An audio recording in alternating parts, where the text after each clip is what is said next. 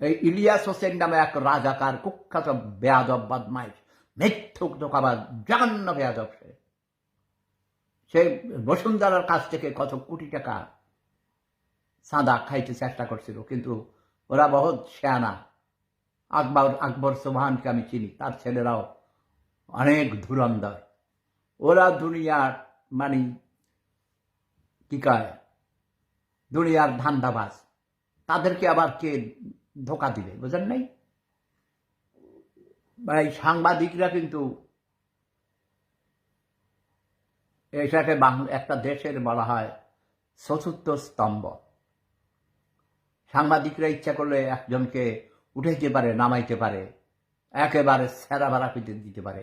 বাংলাদেশের সাংবাদিকদের মধ্যে 99.99% হল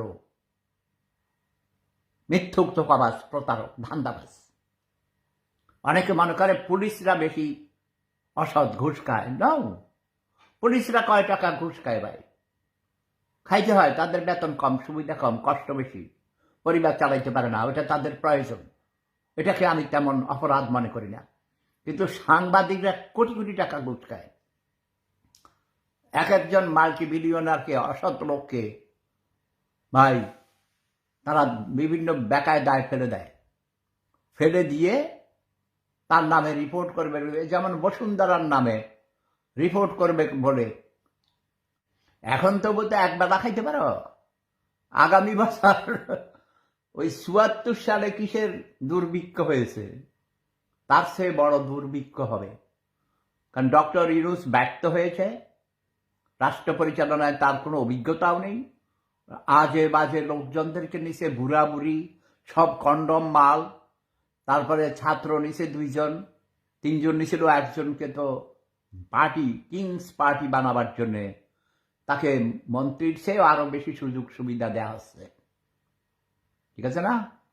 সে আবার পাড়ার ছেলে, গোরানের ছেলে, তার বাবা সেখানে শিক্ষকতা করেন। আচ্ছা, তার নাম হলো নাহিদ ইসলাম, তাই না? তারপরে একটারে দিছে এরা কুমিল্লার ইতর। আগে ফেসবুকে, আমার ফেসবুকের ফ্যান লিস্টে ছিল, ওটা আমি ব্লক করে রাখছিলাম, বিরক্ত করতো, প্রায় টেলিফোন করতো। এর নাম হলো আসিফ মাহমুদ ভূঁইয়া সজীব। এ তো দুনিয়ার মানিজ্য সব ডুবেছে, উল্টাপাল্টা কাম করে। তার বাপ নাকি এলাকাতে ছুরিদারি করে, কি কি ঘটনা ঘটাইছে। এদেরকে বের করে দিতে হবে। পুরা তত্ত্বাবধায়ক এই ইন্টারিম গভর্নমেন্ট, এটাকে ঢেলে সাজাইতে হবে।